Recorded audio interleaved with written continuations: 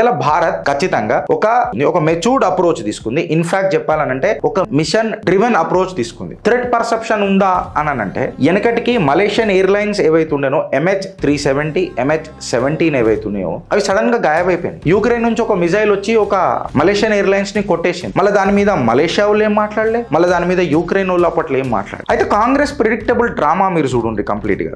జయరాం రమేష్ గారు కంప్లీట్ గా మోదీని మస్కరపనా చేసుకుంటూ మొదలెట్టేస్తారు. అగో వర్చువల్ ప్రిజెన్స్ అంట. మళ్ళీ వీళ్ళు ఫిజికల్ గా పోయి కూడా ఏం మాట్లాడతారు అని అంటే రాహుల్ గాంధీకి అర్థమైతే అమ్మ తోడు. వీళ్ళు ఏమని ట్వీట్ చేసిరని అంటే అగో మోడీ ట్రంప్ యొక్క హగ్ ని మిస్ చేసిండొచ్చు అని అన్నారు. కాంగ్రెస్ వాళ్ళు పోయి క్యా హగ్తే ఉదర్ అని అనేది పూరా దేశ్ జాంతా. సో ఒక స్ట్రాటజిక్ డాక్ట్రైన్ ఏదైతే భారత్ ఎవాల్వ్ అవుతుంది కదా, కోల్డ్ స్టార్ట్ డాక్ట్రైన్ అని వెనకటికి యూరోపియన్స్ రాశారు. దాన్నే మనం ఫాలో కావాలనంటే మనం ఫాలో కావాలి. మన చరిత్ర మనం రాసినాం, మోడీ డాక్ట్రైన్. సో భారత్ అనేది ఎవాల్వ్ అవుతూ వచ్చింది, ఒక స్ట్రాటజిక్ డాక్ట్రైన్ ని ప్రపంచానికి పరిచయం చేస్తూ వచ్చింది.